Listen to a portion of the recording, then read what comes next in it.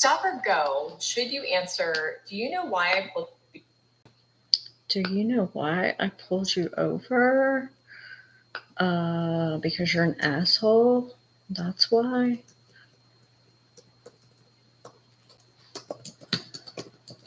Didn't have anything better to do. Any of those reasons would be excellent because police are assholes and have nothing better to do. Hello, hello, hello, hello. I know it's been a while since I've been on live. Life has been crazy. So during the summertime, business gets really busy. And it is a little bit harder for me to have the energy to like go live every evening just because a lot of people want to get their dogs groomed during the summer and it's a lot and I'm tired. So whenever I get home, I just kind of want to work out and not really have to worry about doing anything. Okay, hold on. I hope everyone has had a good weekend. And if you are a father, happy Father's Day. And my kids are spending time with their dad right now, which is good. They went to a little barbecue, so that's what they're doing. I've got the house all to myself. I started watching Sirens. Has anybody seen that? It's getting kind of interesting. I am on episode 2, almost finished with episode 2, and it is getting really interesting. So if you haven't watched it, it's definitely worth the watch. But I had heard, hey girl, I had heard about this book, Gypsy Rose, Schmurderer for Hire, through one of my followers. They sent me like the link to purchase it, and it went on sale this past Thursday or Friday. Hey Indigo. So I wanted to kind of see like what was actually in the book. I don't really know what's in the book. Hey Renee, I hope everyone's doing well. Make sure you're double tapping the screen if you're on TikTok. So I wanted to kind of see what was in the book, if there was any new information in this book that we don't already currently have. Hey Brittany, that we don't already currently have and know about. So it's written by content creator Alice Down the Rabbit Hole, I believe. Yeah. So it says Alice Masci. I think that's how you pronounce her last name. Masci. It's Masci. I'm assuming that might be Italian. So if I'm saying it incorrectly, please let me know. Yes, Nikki, I am going to be reading it. Hey, Emma. So it says, Alice Down the Rabbit Hole. Living in Noonan, Georgia with her family, Alice has dedicated many hours studying the Dee Dee Blanchard Schmurder case and has put this book together for you to investigate the Schmurder for yourself. Hey, Patience, I do really like the fact that she said that this is about the Dee Dee Blanchard unaliving case because lots of people call it the Gypsy Rose case, and this is not about Gypsy Rose. The original reason why Gypsy was in the news was because she unalived her mother. The victim is her mother. So it is the case of the death of Dee Dee. It's never been the Gypsy Rose case. And that really annoys me and pisses me off when people say that because it's like putting it kind of takes away from what Gypsy did to her mother.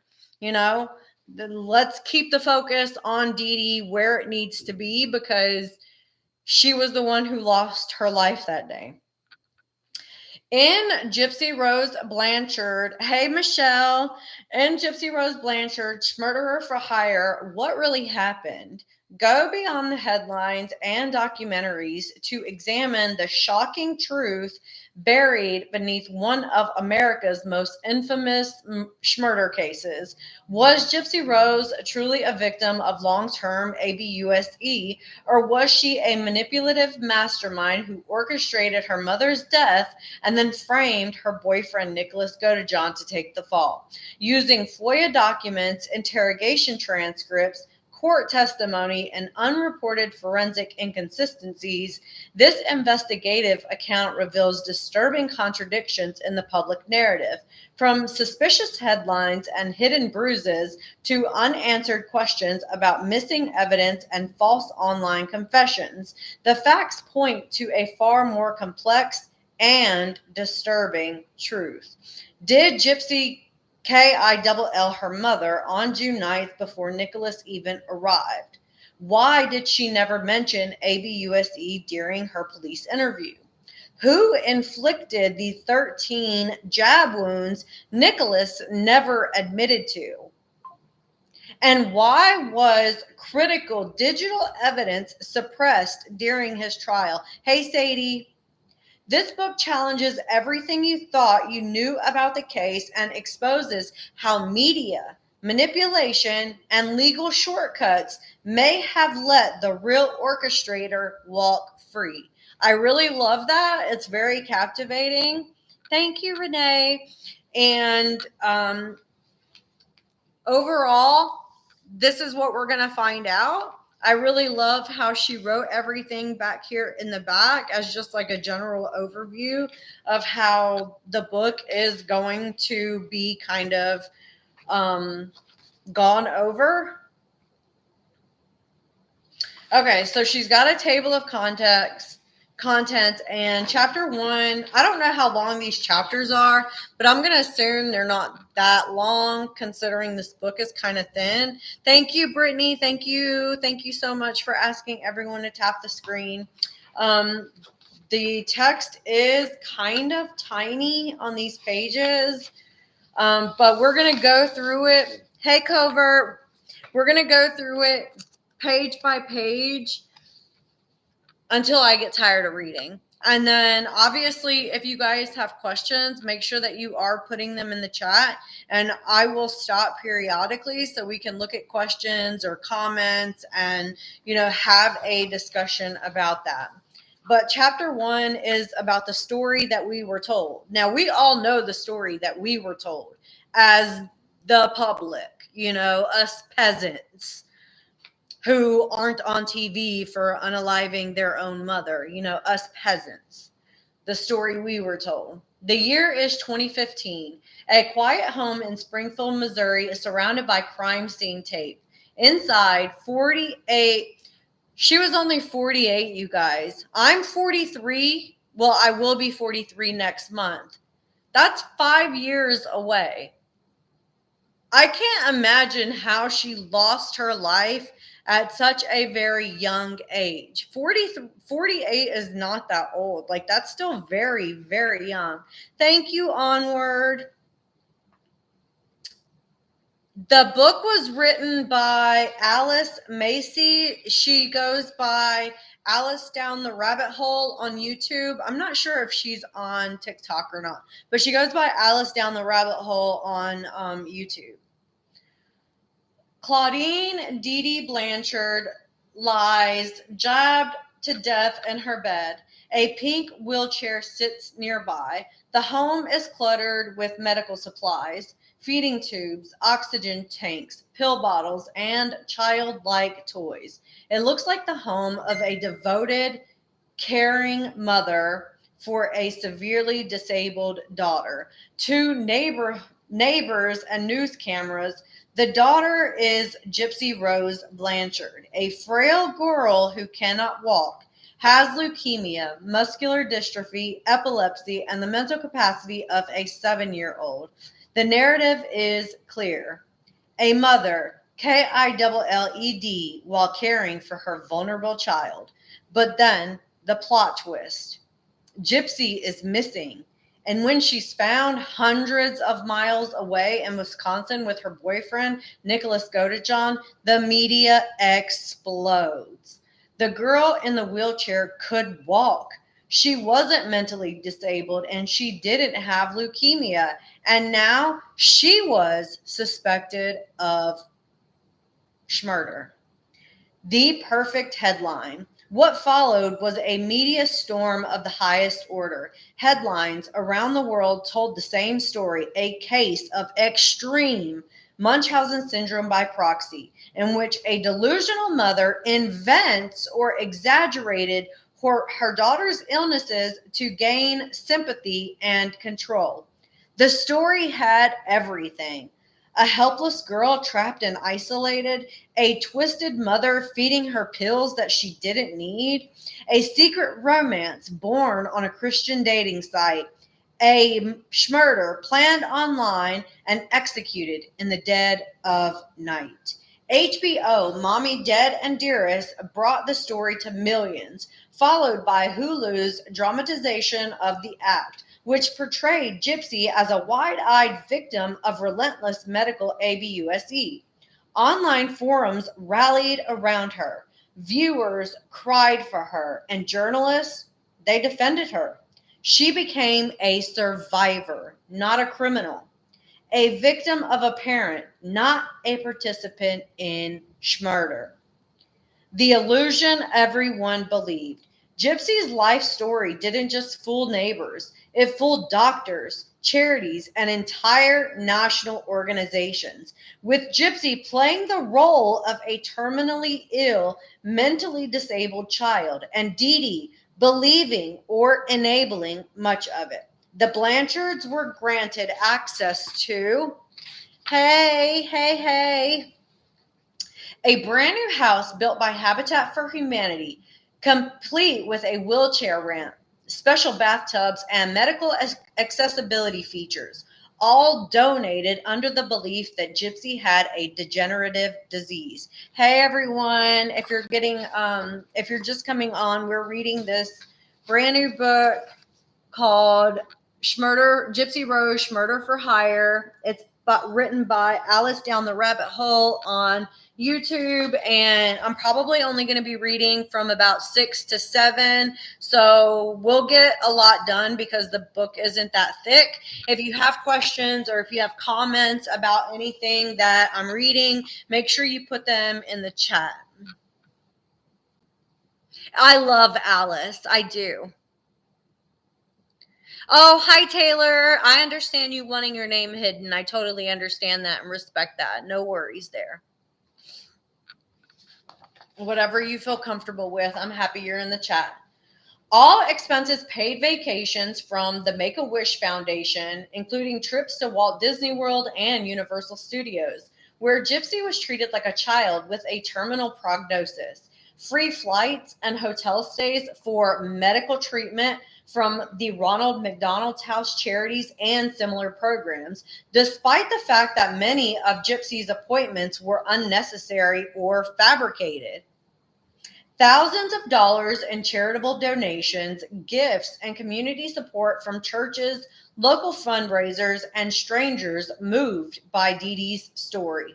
Media coverage that praised Dee Dee as a tireless single mother and celebrated Gypsy as a courageous, terminally ill child surviving against all odds. Oh my gosh. There was a little gnat flying around. Hey, Darlene. Hey, living day by day.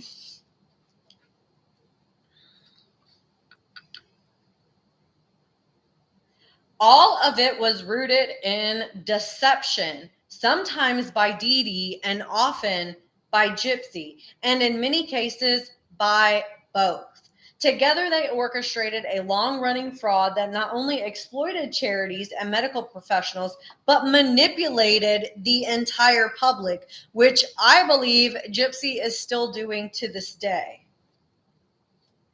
This tragedy is that it didn't end with a scam. It ended with a murder. Tragedy for Dee Dee, celebrity for Gypsy. In June 2015, that illusion shattered. After Dee Dee's body was found and Gypsy was arrested, she told police everything. The wheelchair was for show. She hadn't needed feeding tubes in years. She knew how to use the internet, maintain fake Facebook profiles, and even book travel on her own, because she was the one who was booking travel for Nicholas Godejohn from Wisconsin to her home in Missouri. Like, she was doing everything. She booked the travel, booked the hotel, paid for everything with cash. She was buying wigs and costumes online. Like, this girl was doing a lot of stuff. Where was I at? The medical records faked, or at best manipulated by misinformation. Gypsy confessed to helping Nicholas Godejohn plan the unaliving, but she insisted she didn't carry it out. And the media agreed. Oh yeah, she's smart in a very criminal way. Like, there's people that are smart and they use their smarts to actually help people. And there are people that use their smarts to enact criminal behaviors and criminal activities. And that's what Gypsy chose to use her manipulation and smarts for criminal activities. Thank you so much, Autumn. I'm just starting, Joy, so I'm on chapter 1. Thank you, Lynn. Thank you. And thank you, Valerie. She served just 8 years in prison for second degree and was released in late 2023. Since then, Gypsy's become quite the celebrity, releasing a memoir, appearing on talk shows, signing autographs, promoting a public image of resilience and redemption. And most people, they just accepted the story. But what if it wasn't the truth? Hey, Brianna. What you weren't told.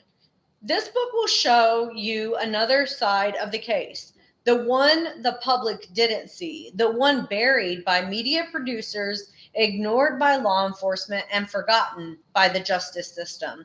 You'll see the inconsistencies, the evidence that was overlooked, and the lies that helped Gypsy get away with murder.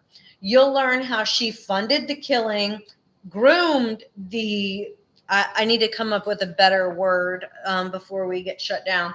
Funded the crime, groomed the person who committed the crime, cleaned up the crime scene, mailed the crime weapon, lied to the detectives and to the court, and may have committed the crime on her mother before Nicholas ever arrived. You've heard the story that the media sold you. Now it's time to hear what really happened. I don't know why anyone would want an autograph from somebody who's convicted of murder, but there's some fucking weird people out there. Chapter 2, what is murder for hire? The case of Gypsy Rose Blanchard has fascinated and divided the public, depending on who you ask. She is either a victim of maternal abuse or a calculating manipulator who orchestrated a brutal homicide. What is rarely discussed, however, is how many serious federal crimes Gypsy appears to have committed, crimes for which she has never been prosecuted for. At the center of it all is one question: was this a crime for hire? The federal definition of murder for hire, according to 18 U.S. Code 1958, murder for hire occurs when someone uses or causes another to use any facility of interstate commerce, such as phone calls, social media, money transfers, travel arrangements, with the intent to commit murder in exchange for something of value.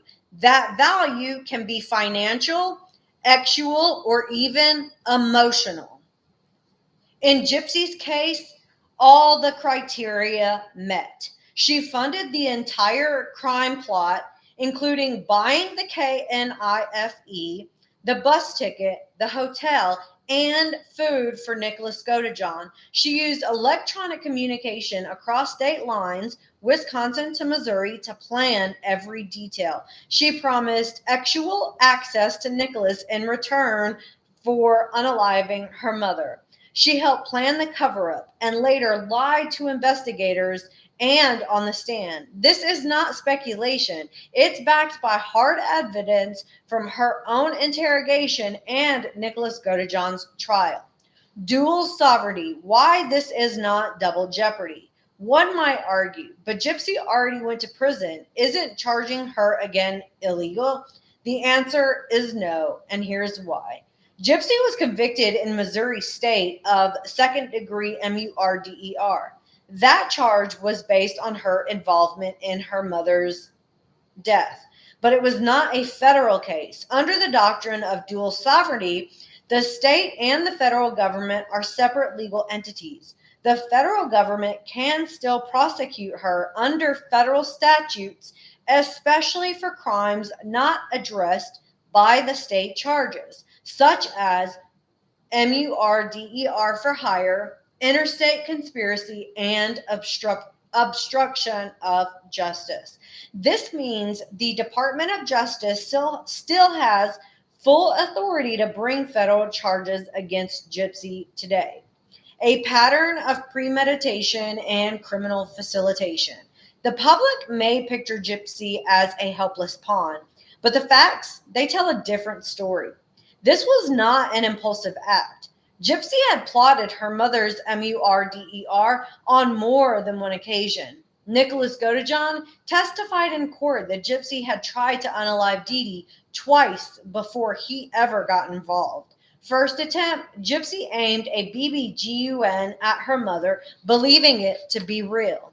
Second attempt, details were not made public, but Nicholas claimed there was another solo attempt. Both failed, but show intent and repeating planning, which are key elements in attempted MURDER charges. These early actions could open Gypsy up to additional charges even now, especially if the Department of Justice re-examines the full scope of her conduct. Tampering with evidence. After the crime, Gypsy didn't call for help. She didn't turn herself in. She participated in the cover-up. Hey girl, we're only on chapter 2, so you didn't miss a lot. Yeah, I think everyone was really angry that she only got 8.5 years when she was literally the mastermind behind it, and Nicholas Godejohn is sitting in prison for the rest of his life. And somebody commented about like there being, you know how Gypsy said when during that salon centric drama, she was like, there are bigger things that we need to be worried about in the world. And somebody made a video and was like, yeah, one of the bigger things that we need to be concerned about is the fact that Gypsy Rose is out of prison and Nicholas Godejohn is spending the rest of his life in prison. And they took that to mean that people wanted Nicholas Godejohn like free. No, it doesn't mean that people want Nicholas Godejohn free. What that means is everybody wants to see Gypsy Rose with the same amount of time that Nicholas Godejohn got. It does not make any sense that she orchestrated everything, paid for everything, planned everything. Like she did everything, and she only got 8.5 years. That's what people are upset about. That, you know, people are angry that the justice system failed so tremendously at someone who is so calculated and harmful. Like she's a dangerous person, and they're not looking at her like the dangerous person that she is. And that's what infuriates a lot of people. Like they're just ignoring the fact that she was the one who did all this. She was the one who tried to, unalive her mother twice before. That wasn't like because she, was being manipulated by Nicholas Godejohn. Like, she did that shit on her own. Okay, where was I at?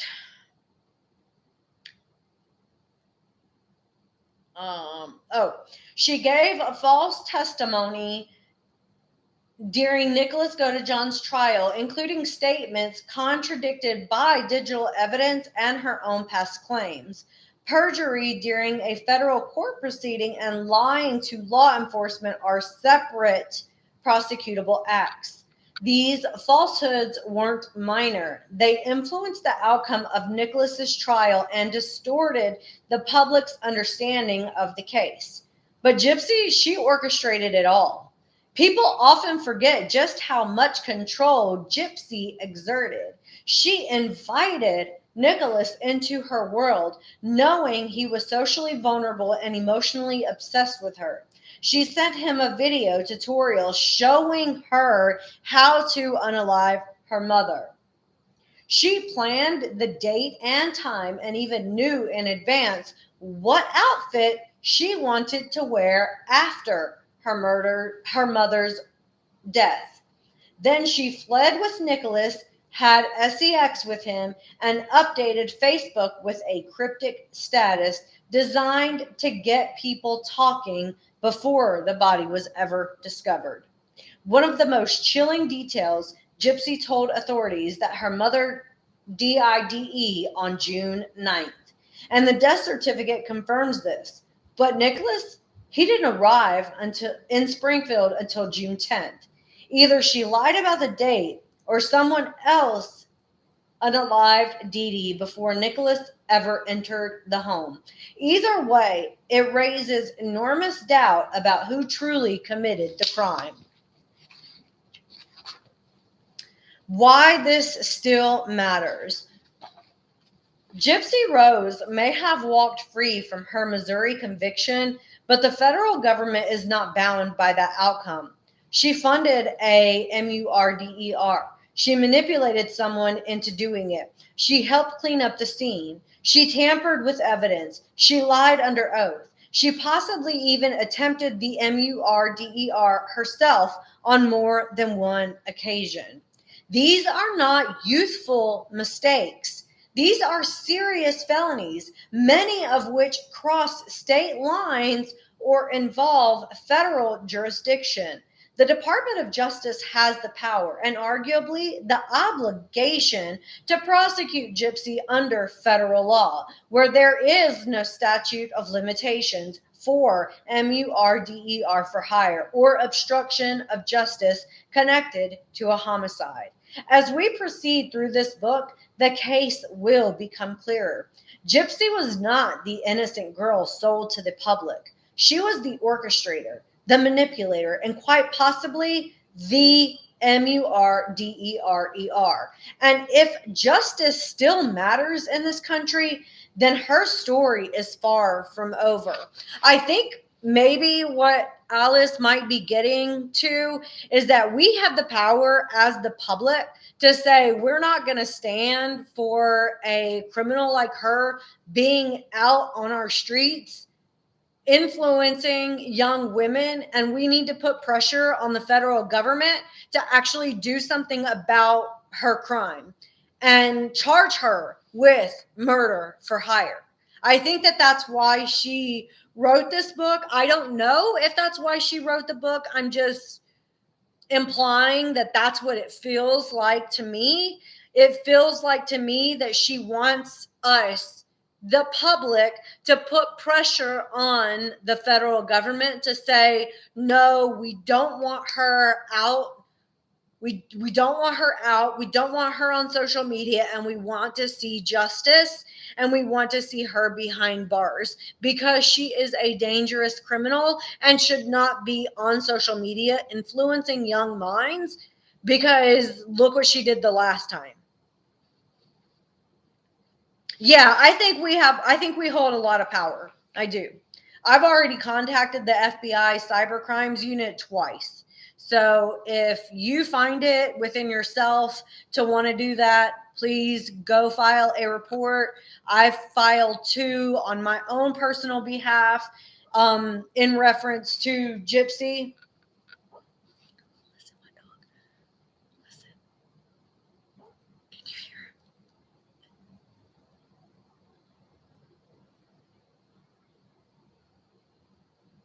He was yelping. He was whoop, whoop. He's sleeping. And he like was making noises. Did you hear it?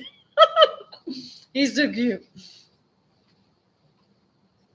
Oh my gosh, Emma, wouldn't that be something? There was a lot of like those little SD cards or whatever that they said that they couldn't open.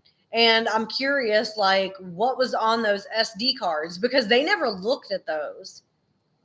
So there could have been a lot of evidence on those SD cards. Chapter 3, The Truth About Dee Dee Blanchard. The media painted Claudine Dee Dee Blanchard as a textbook case of Munchausen syndrome by proxy, a mentally ill mother who fabricated her daughter's illnesses for attention and sympathy. The story was perfect for headlines and documentaries, a helpless child imprisoned by her delusional caregiver. But there's another side to the story, one that the media never fully explored. In this chapter, we challenge the Munchausen diagnosis and examine the possibility that Dee Dee was not a psychotic ABUSER, but a deeply overprotective mother dealing with a medically fragile child, uncertain diagnosis, and a daughter who was actively deceiving her.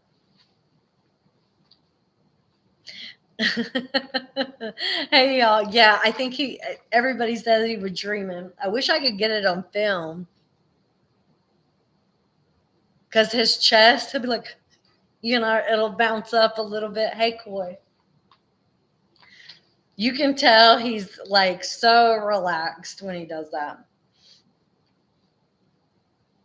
A label with no proof. Was Dee Dee ever diagnosed? One of the most glaring issues in the popular narrative is that Dee Dee Blanchard was never formally diagnosed with Munchausen syndrome by proxy, not by a doctor, not by a psychologist, or a psychiatrist. That's right, not one medical professional ever made that diagnosis while she was still alive. Hey, y'all. The MSBP label came after her death, mainly from media outlets and speculative commentary in the HBO documentary Mommy DEAD and Dearest. Dr. Mark Feldman, a physician and author who specializes in factitious disorder, gave commentary based on case material, but he never examined Dee Dee personally. His assessment was theoretical, not clinical. This is an important distinction because without a diagnosis, Munchausen syndrome by proxy is an assumption, not a fact. Gypsy's own words, my mom was overprotective. Over the years, Gypsy herself has offered different descriptions of her mother. And in many of her earlier interviews, she did not describe ABUSE. She described protectiveness. In a 2017 interview, Gypsy said she wasn't a perfect mother, but she did what she thought was best. She was just overprotective. Gypsy never once told the detective during her interrogation that her mother ABUSED her, and so she couldn't help but have unalived her so she could be set free from her control. Never once. Instead, she told the detective, my mom is my best friend. In other words, Gypsy's own testimony contradicted the narrative that her mother was deliberately torturing her. Dee Dee believed Gypsy was fragile and sick, and Gypsy gave her every reason to believe it. The medical mystery. the microdeletion 1q21.1. One of the most overlooked facts in this case is that Gypsy Rose Blanchard has found to have a real genetic condition, chromosome 1q21.1 microdeletion. This chromosomal disorder is associated with a wide range of symptoms, including developmental delays, low muscle tone, which is hypotonia,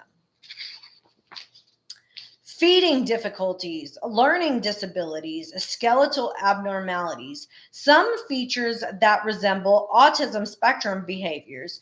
Gypsy exhibited many of these signs as a child, including poor muscle strength, small stature, drooling, and difficulty walking. While she may not have needed a wheelchair full time, she certainly had real physical challenges that were not invented. Can you see? You see what I'm reading? I know it's backwards.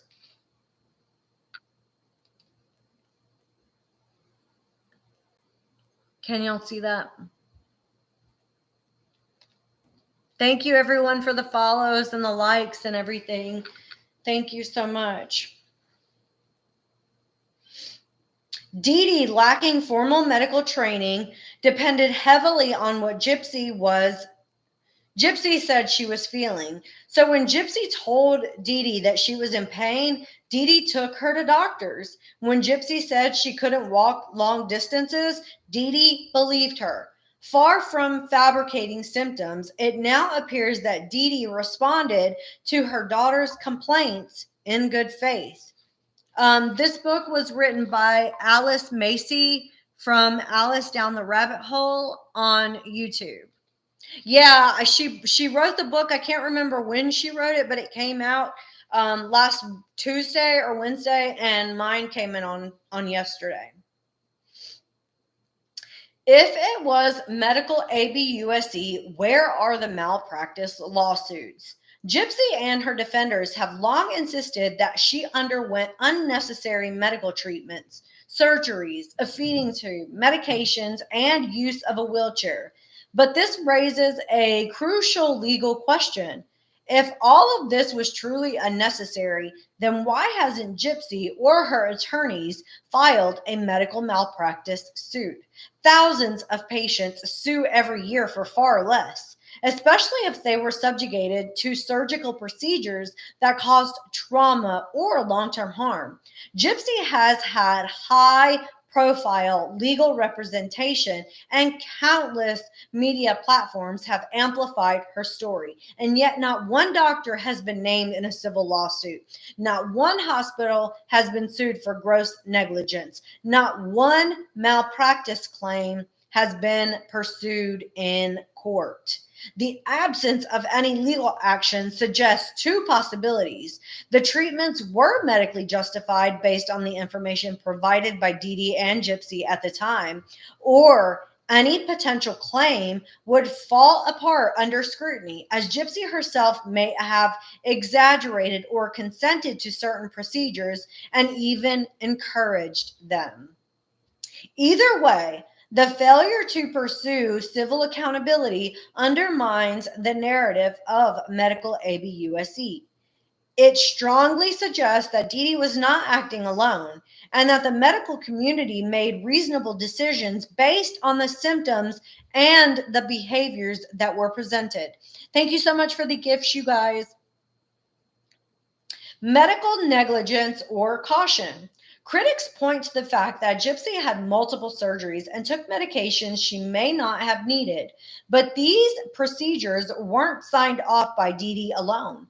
Doctors approved them. They ran tests, reviewed records, and made decisions based on their clinical observations. So if Dee Dee was orchestrating a massive fraud, why didn't more medical professionals speak out? Why didn't they flag it sooner? Some did, such as Dr. Bernardo Flasterstein in 2007 suspected Munchausen, but without concrete evidence or a confession from Gypsies, his concern went unaddressed. In truth, the system failed both Gypsy and Dee Dee.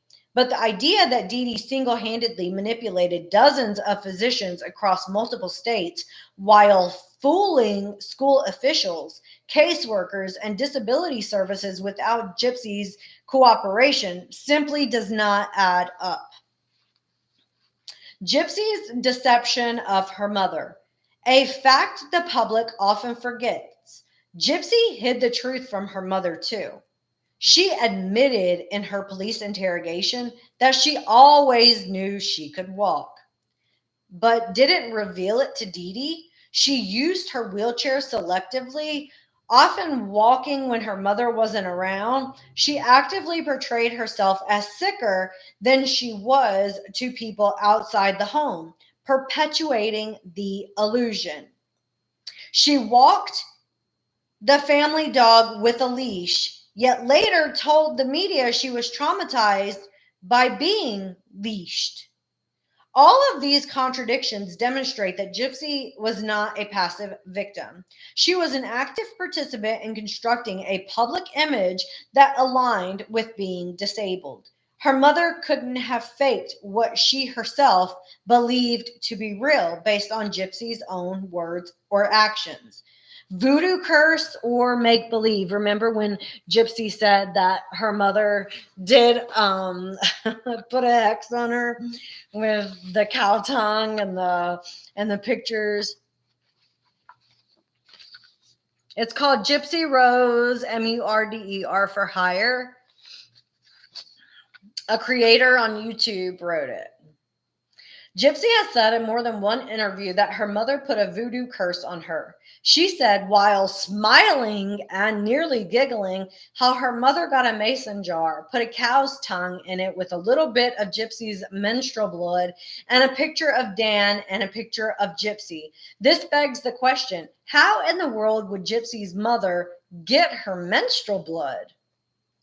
Why would Dee Dee want to do any voodoo curses when she had Catholic symbols all over her house?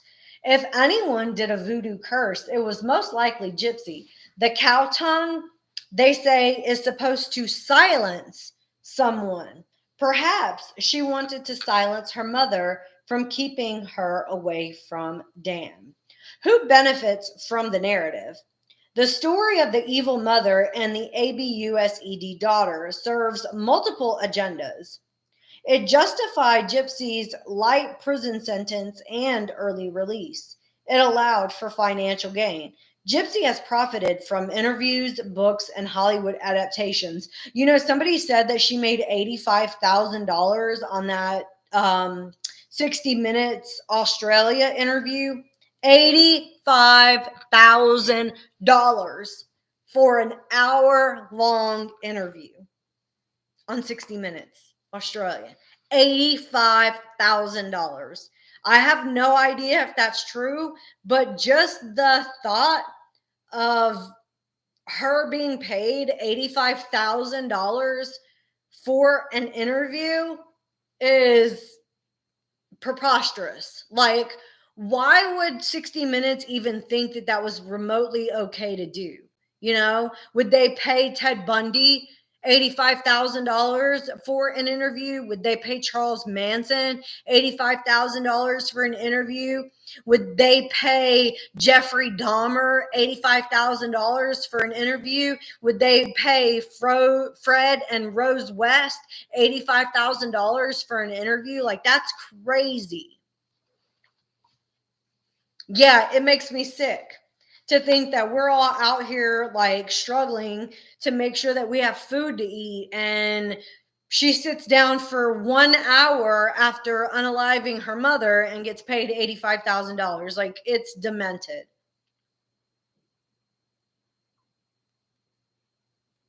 It gave the media a simplified, sensational story to sell. But real life is rarely that simple, and in this case, the truth appears far more complex. A more honest picture. Dee Dee was not a saint, But she wasn't a monster either. She was likely overwhelmed, misinformed, and deeply protective of a child with a legitimate medical condition. She depended on doctors to help her make decisions. And when her daughter complained of pain, she responded, which most mothers would. You have a child that is complaining, sick all the time. You're going to try to do the best that you can for your kid. I mean, I remember one time my daughter, like, I don't know how she did it, but she got a hold of a bottle of like cough syrup and was able to take the entire top off and drank the entire bottle. And I had to rush her to the emergency room. Like, obviously, your kid does something and you're going to react to whatever it is that they're telling you. Hey, William.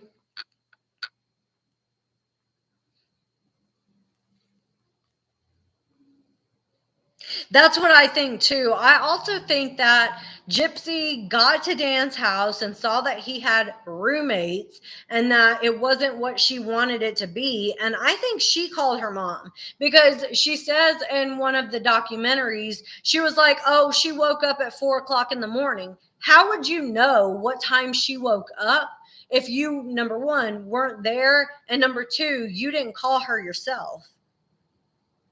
You know what I'm saying? Like my kids, if they call me in the middle of the night, something happens, of course I'm going to wake up. I'm going to hear the phone. I'm going to look and see what time it is.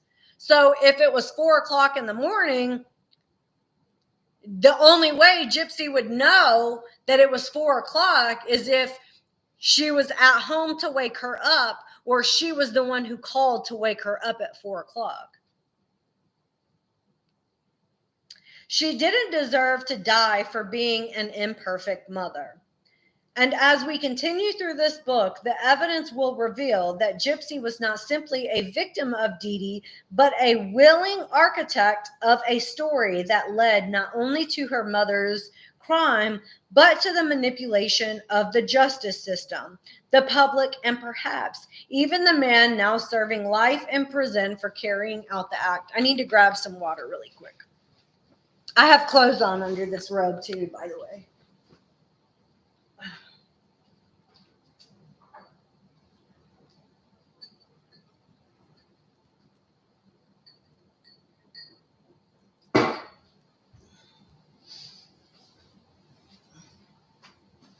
I don't want people thinking that I'm sitting on live stream like naked or anything. I have clothes on.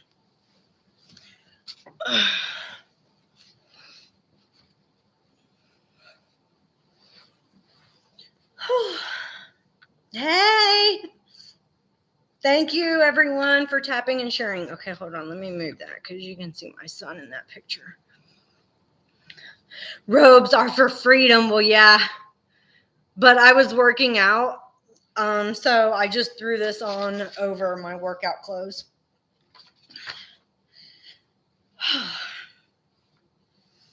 Chapter 4, Gypsy's deception runs deep. The prevailing narrative about Gypsy Rose Blanchard casts her as a helpless prisoner, shackled by a controlling mother and driven to desperate measures. But as this case unfolds, a different version emerges, one in which Gypsy was not a victim at all, but a skilled manipulator who used deception as a weapon long before the crime ever occurred. Gypsy said herself that she wasn't being totally honest, even with her attorneys, and then laughed about this during an in-person interview. Gypsy also said to Dr. Phil that her mom taught her to be a very good liar with no conscience. Even with this admission, she is putting blame on her mother. This chapter dives into how Gypsy actively participated in the illusion of her own illness, misled doctors and friends, hid her abilities from her own mother, and eventually engineered a MURDER plot with chilling calculation. Final words. One particularly disturbing claim made by Gypsy herself is that her mother's final words were, "Gypsy, don't hurt me." Alice, we're reading Gypsy Rose, Murder for Hire. These chilling words raise serious questions about the events that took place that night.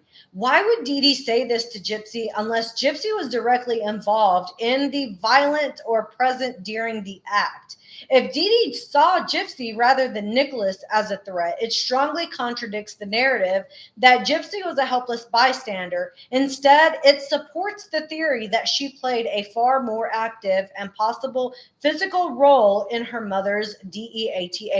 So let's just pretend for a minute that my son is standing over me or my daughter is standing over me about to do something to physically hurt me. My first instinct would be, please don't hurt. Like, I would say their name. I'm not going to say their name on live because I don't want people to know what my kids' names are. But my first instinct would be to say their name and then say, please don't hurt me, right? Because you're looking at your child, not some random fucking stranger that your kid met on the internet. You're looking at your child and you're like in shock because you're confused and in shock and you don't want your child to hurt you. Move the camera which way, Lisa?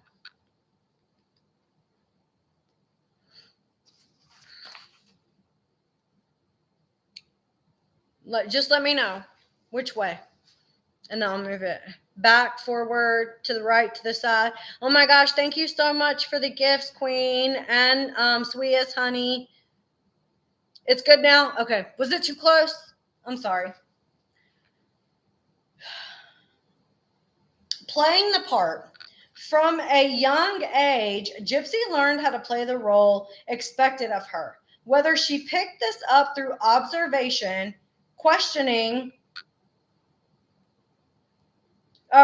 conditioning, or conscious strategy, the result was the same. Gypsy became an expert at acting sick. She adopted the soft, high-pitched voice of a child. She used a wheelchair in public settings, even when she was fully capable of walking. She wore wigs and head coverings to appear as though she had undergone chemotherapy, even though she hadn't. She was often seen being pushed by her mother or carried, further reinforcing this image of helplessness. To outsiders, this was heartbreaking. But to those who later learned the truth that it was an act and one Gypsy performed willingly. Gypsy lying to her own mother. Perhaps the most telling aspect of Gypsy's behavior is that she didn't just deceive outsiders. She deceived her own mother. She admitted to police that she had known for years that she could walk, but chose to keep it a secret from Dee Dee. She said she didn't tell her mother because she enjoyed the attention and gifts they received from others due to the perceived condition. She continues to let her mother take her to doctor after doctor, sit through surgeries, and fill prescriptions, all while knowing the truth. This was not survival. This was deliberate manipulation. Gypsy let her mother believe in a lie that she herself helped to perpetuate, and then used that lie as the foundation for a murder plot. Yeah, I think it's very telling that she has not sued one doctor, not one. And then she made some comment like, oh, I don't want to sue them because I can't remember, but she said, I don't want to sue any doctors. I just want them to do the right thing. Like she wanted them to just pay her off. It was weird. Deceiving doctors, friends, and even the media. After Dee Dee's murder, Gypsy gave numerous interviews in which she portrayed herself as a naive girl who didn't know any better. But the facts, they suggest otherwise. When doctors asked Gypsy questions, she answered in a way that reinforced her diagnoses. When people in the community became suspicious, she skillfully maintained the illusion, even crying when questioned. In an interview years later, she said she was never weaned from the baby bottle, creating a bizarre image of infantilization. I talked about that the other day in a video. But this too seems to have been exaggerated for effect, a performance rather than a fact. Gypsy told one version of the story to the public, another to the police, and yet another to Nicholas Godejohn. The only constant in her behavior was her ability to manipulate people based on what they wanted or needed to hear. Funding the crime. When the time came to turn her fantasies into actions, Gypsy didn't hesitate. She stole the knife from Walmart and hid it from her mother, bought Nicholas a bus ticket and hotel stay, and coordinated his arrival in Springfield. Told him to text when he was at the door to put the gloves on and come in and get the knife. Sent him an instructional video showing him how to jab her mother while she lay in bed. These are not the actions of someone being forced or coerced. These are the actions of a planner and a manipulator. Nicholas may have held the knife, but Gypsy certainly created the scene, chose the weapon, set the timeline, and prepared the escape. She was the architect of the MURDER from beginning to end. Online lies and fantasy roles. Gypsy didn't live in isolation. She had access to the internet and actively created multiple fake identities to communicate with people online. Most notably, she created personas such as Ruby, a flirtatious, confident alter ego. And the other day, Gypsy mentioned on her live stream, she was talking about VC Andrews, and VC Andrews has a book specifically named Ruby. I looked it up last night. So if you and Ruby is from the Bayou, which makes it even fucking weirder if you go and look it up. K Mac, I'm reading Gypsy Rose MURDER for hire. So if you go and look up Ruby, you'll see that Ruby is from the Bayou. Care Bear, we're already on chapter 4, so you missed the first 3 chapters, but it's going to be posted on my YouTube, so you can always go and rewatch on my YouTube. Candy is a fantasy version of herself who portrayed an adult, a sexually active woman. Her interactions with Nicholas Godejohn took place partly in character as Ruby, while he played Victor, his dark, violent side. These fantasy identities were not coping mechanisms. These were tools Gypsy used to control the narrative and manipulate the people around her. She engaged in role play involving RAPE, MURDER, and SADISM. Then used those same fantasies to plot her own mother's DEATH. This wasn't escapism.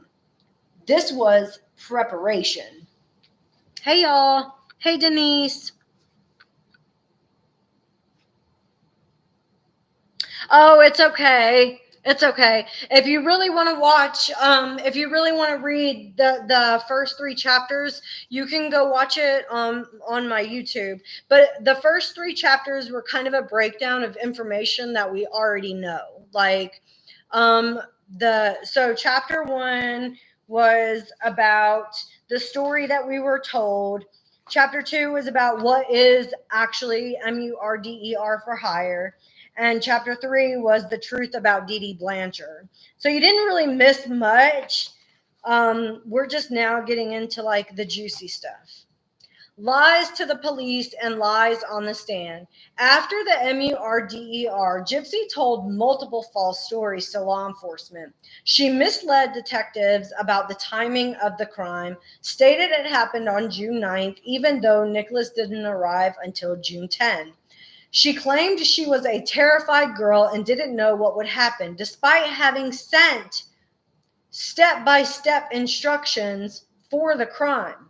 During Nicholas Godejohn's trial, she gave contradictory and misleading testimony, some of which was refuted by her own text messages and video evidence.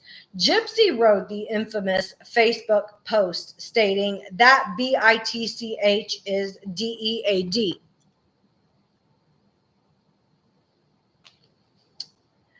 Alerting her neighbors of the crime. Gypsy also wrote ISLASHED, that fat pig. Was this a confession? I always believed that it was, because if I didn't do something like that, I'm certainly not going to write that I did. I'm not going to be comfortable typing this very sick shit if I didn't do it. But if it's written as if she's confessing herself that she was the one who slashed her mother, these were not harmless inconsistencies. They were lies designed to make herself look innocent while ensuring Nicholas took the fall. Hey, Ariel. Hey, Deborah. The media set the stage for the jury. One of the most egregious failures of justice in this case came before Nicholas Godejohn ever even set foot in the courtroom. In 2017, HBO released the documentary Mommy D&D, a polished, emotionally charged documentary that portrayed Gypsy as a tragic victim and Dee Dee as a mentally ill ABUSER.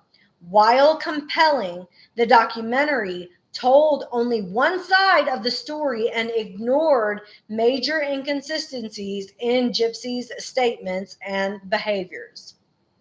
What's important to note is this.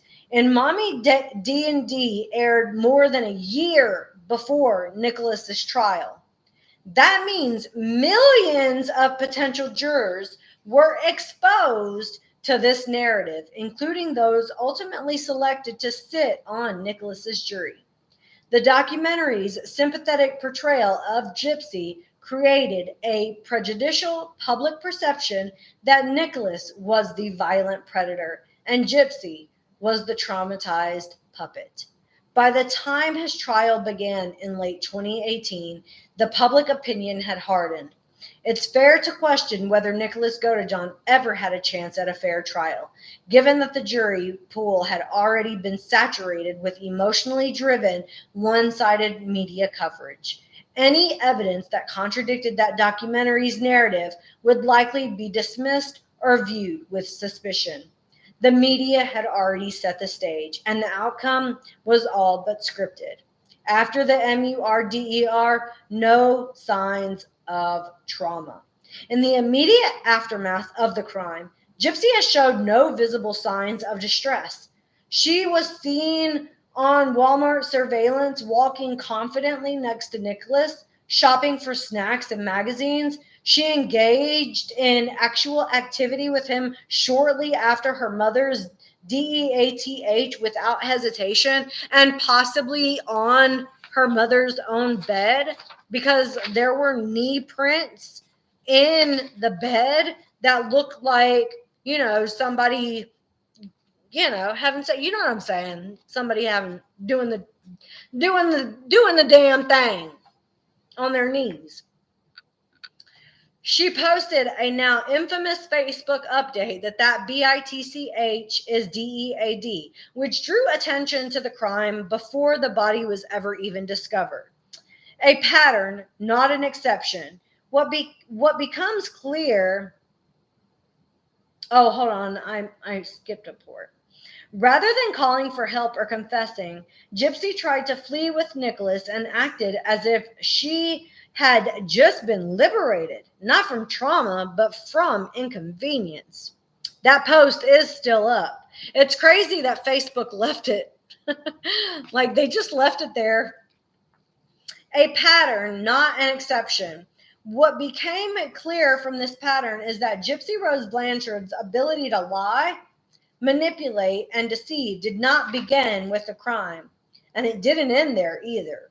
It was part of a long running behavioral pattern that involved deceiving doctors, lying to her mother, fooling the media, using the justice system to shift blame, exploiting the public's sympathy for profit, and grifting for free trips, housing, transportation, and more from various organizations and charities. If anything, Gypsy's behavior suggests that she was not the one being controlled.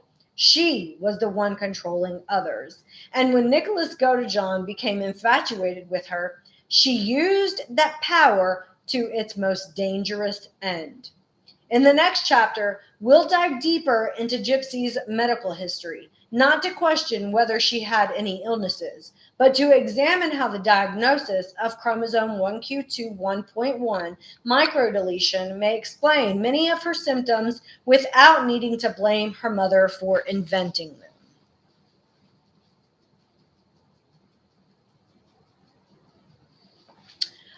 Kimmy, I'm not sure what you're asking. Back to Bushwick. This is a book that Alice Down the Rabbit Hole wrote called Gypsy Rose, Murder for Hire. Yes, girl. It's good. I'm on chapter 5 already. I'm on chapter 5. We're talking about the micro deletion now. You've done a really good job with the book, Alice. Much of the public's understanding of the Gypsy Rose Blanchard case is built on the assumption that she was never sick, that her mother just invented everything to gain sympathy and financial benefits. But in the midst of the media frenzy and courtroom drama, one fact continues to be ignored. Gypsy Rose Blanchard was medically diagnosed with a very rare genetic condition called chromosome 1q21.1 microdeletion. This diagnosis was not invented. It was not a ruse. It was discovered and documented by medical professionals, and it could explain many of the symptoms that Dee Dee and later the public believed were fabricated. What is chromosome 1q21.1 microdeletion? If you guys have not heard about this chromosome disorder, this is really great information about everything that this chromosome disorder entails. I know not a lot of people have gone out of their way to actually search up what the symptoms are. So here's a list, a good list of the symptoms. Individuals with this microdeletion, hold on. I skipped a spot.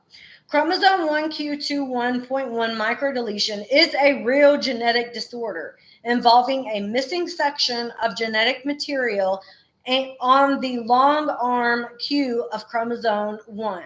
It's extremely rare and not fully understood, which often leads to confusion or misdiagnoses.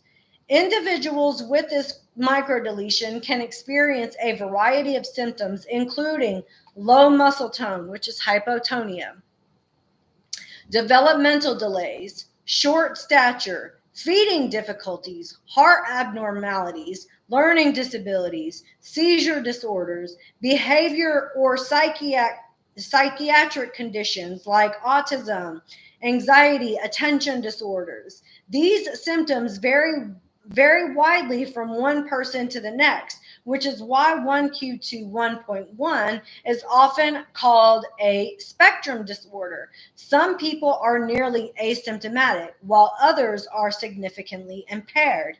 In Gypsy's case, many of the symptoms attributed to her fake conditions are directly consistent with this diagnosis. Her symptoms were not fabricated. They were misunderstood. Gypsy reportedly had poor muscle strength, explaining occasional wheelchair use, drooling, and slurred speech, documented in early videos of Gypsy. Stunted growth. She was unusually small for her age. Developmental delays. She acted and appeared much younger than she was. Difficulties swallowing, justifying at least temporarily a feeding tube. Seizures, for which she was prescribed medication. Also the CPAP machine. The whatever the CPAP machine was for, that I think she was having trouble breathing in the middle of the night. Even her grandfather said that the machine would go off and they would have to go and wake Gypsy up in the middle of the night because she would stop breathing. Every one of these symptoms, hold on. Every one of these is a known symptom of the 1Q21.1 microdeletion. So why did people assume Dee Dee invented them? Because the narrative needed Dee Dee to be the villain. And in order to portray her as that, the media downplayed or ignored the legitimate genetic condition that Gypsy had. The seizure medication contradiction. Perhaps one of the most telling inconsistencies in Gypsy's story involves around her seizure medication. In interviews after her conviction, Gypsy claimed she never needed the seizure meds and that they were responsible for causing all of her teeth to fall out. This statement had been repeated in documentaries and articles to support the idea that Dee Dee forced her to take unnecessary harmful drugs. But that's not the full story. When police arrested Gypsy in Wisconsin, she told detectives that she needed her seizure medication. And while in custody at Wisconsin jail, she spoke to her father on a recorded call and told him she was able to get her seizure meds there. If she didn't need them, if they were a tool of ABUSE, why was she asking for them in jail? Why was she relieved to be receiving them? These contradictions are impossible to ignore. Either Gypsy truly needed the medication or she was pretending to need it for the benefit of law enforcement and jail officials. But either way, it reveals that she was not consistent with her own claims, which casts serious doubt on the broader story that all of her medical care was unnecessary. It's possible that Gypsy didn't fully understand her condition or the purpose of her medications, but it's also possible that she was lying about not needing them later to strengthen her narrative as a victim. Regardless, this inconsistency undermines the entire idea that her treatment was purely fabricated. Teeth extracted. This is where we talk about the baby bottle rot because Gypsy did not take care of her teeth, period, point blank. Like, she did not. She did not take care of her teeth.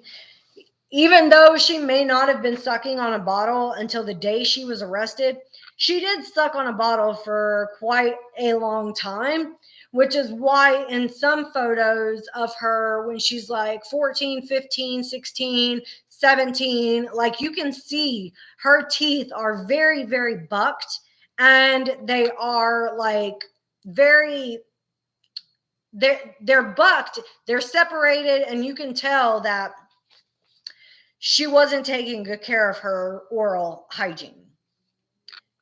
Let me turn the light on because it's starting to get dark.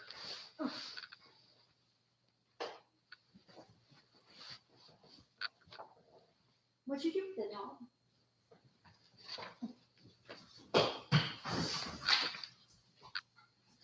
Gypsy Rose had said that her teeth being pulled out was completely unnecessary.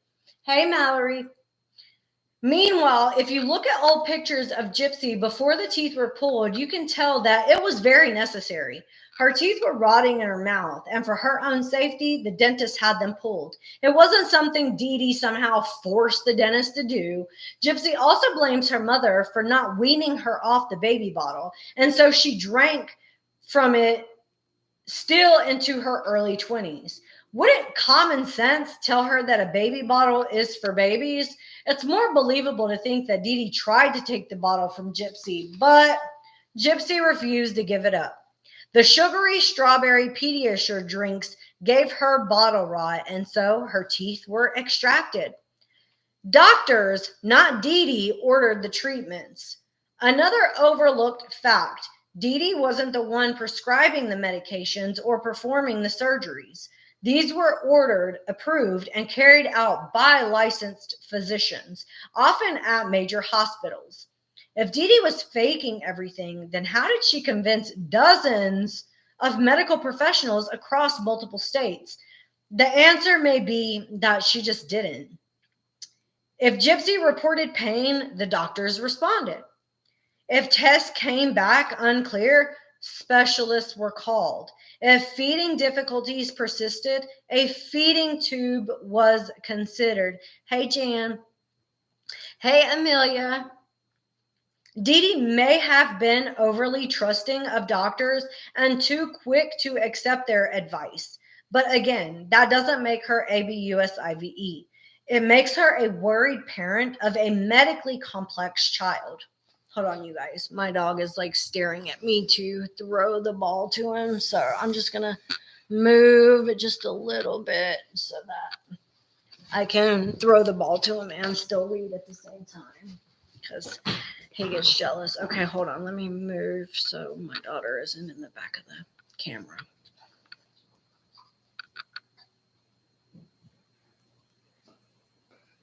Yes, it'll be on YouTube for the replay. Yes, I love my dog, and he gets jealous. He gets mad. He's like, how dare you be talking to these people and not playing with me? So I got to figure out a way to do both. Because he'll sit there and like stare me down. Good boy. If it was medical ABUSE, where are the malpractice lawsuits? If Gypsy's surgeries, medications, and feeding tubes were all unnecessary, as she now claims, then a simple question must be asked. Why has she not filed a medical malpractice lawsuit? Gypsy has had legal representation for years. Her case has received national attention. She has the sympathy of the public. Any attorney would see a financial opportunity in suing a hospital or physician if they had made such grave errors. But no lawsuits have ever been filed. No doctors have ever been held accountable. No medical malpractice claims have ever been attempted. Why? Because those treatments likely had no medical basis, even if they seem excessive in hindsight. Without evidence of fraud or error, no malpractice claim would stand up in court.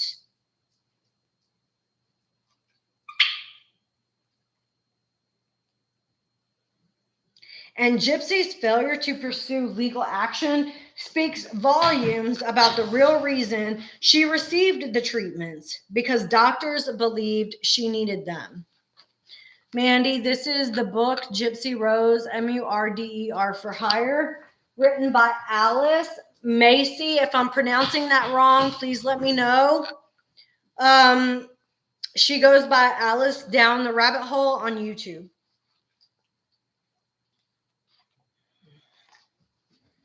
The diagnosis Dee Dee never got to understand. Perhaps the greatest tragedy is that Dee Dee never had the chance to understand the true nature of her daughter's condition. By the time the microdeletion was identified, the damage was already done.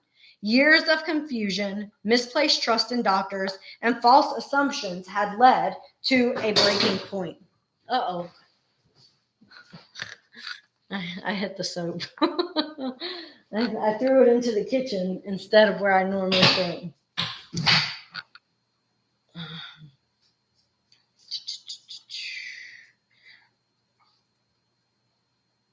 Dee Dee thought she was doing what was best. She didn't know that Gypsy was faking wellness behind her back while faking sickness in front of others. She didn't know that the daughter she tried to protect would one day orchestrate her murder. That's what just kills me. I'm sorry. I shouldn't have said that word. And the public, desperate for a villain, never gave her a chance to explain herself. Not everything was fake. Gypsy Rose may have exaggerated her illnesses. She may have learned to manipulate the narrative to her advantage. But that does not mean that every medical issue was fake. In fact, the one consistent truth in the story, the one confirmed by medical records, is that Gypsy had a legitimate genetic condition with real symptoms. Her mother was not imagining it. She wasn't inventing it. She was reacting to it, often poorly, perhaps too aggressively, but never with malice. And the system around her, medical, legal, and eventually media, was too quick to simplify a very complex case. In the next chapter, we'll examine the most critical of all. Was Nicholas Godejohn framed? How could he have committed a murder if he wasn't even in the house when the DEATH certificate says Dee Dee passed? What evidence suggests the true story may be far more disturbing than anyone has been told? Okay, you guys, I got to get moving, but we're going to start back on chapter 6. Okay, hold on. Let me see how many chapters there are. Okay, so we've got chapters 6 through 10 that I'll be reading tomorrow. And then we'll have, since there's not as many chapters to read tomorrow, we'll have a pretty good long discussion after. Thank you, Alice, for writing this book. There was no medical malpractice, none at all. Thank you, Alice, for writing this book. I'm really enjoying reading it. I hope that everyone who wants to get a copy of this book, I did add the Amazon link for it in the description on my post on TikTok. I'll add it for my post on YouTube as well as in the caption of this live video replay on YouTube, so that if you want this copy for yourself so that you can go over it, you'll be able to just click the link and purchase it. Oh, yes. I think that the best one to read back to Bushwick is Ruby. Don't you think? I think Ruby would be the best one to start with, because we know she made a character off of Ruby. I don't know if there's any other books that she created characters about or has like mimicked her life on, but you can always DM me. But I definitely know that she had, created that character Ruby on the character Ruby from that V.C. Andrews book. Is Demona a book? Is Demona a V.C. Andrews book too? I don't know much about V.C. Andrews. Are these like kid books? I thought Demona was a character from one of the Disney movies. Yeah, that's what I thought too. I wasn't sure if it was actually like a book. I tried to go through some of the V.C. Andrews books. That woman wrote a lot of books. So I didn't get through all of like the list of books that she's written. She's written a lot of books.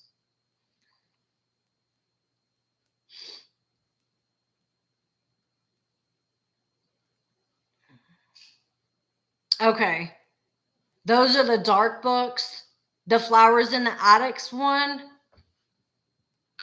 You're a V.C. Andrews fan. I like reading, but I don't really read fiction. Not like that. I read more like self-help books. The book that I'm reading, if you go to my TikTok page and my last post is about this book, the Amazon link is in the comments. But you can also DM me and I'll send you the link.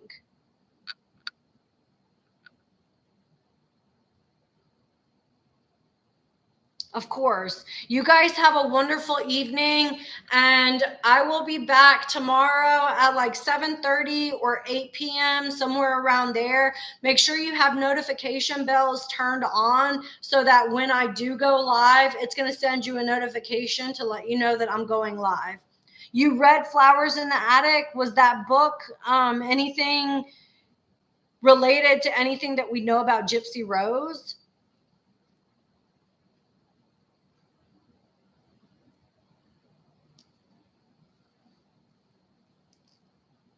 I know she said that she liked seeing the VC Andrews books turned into Lifetime movies. I used to watch Lifetime movies all the time, but they just got kind of not good. You guys have a wonderful evening. I'll see you tomorrow. Thanks so much for hanging out. And the link is going to be in the caption if you want to get the book.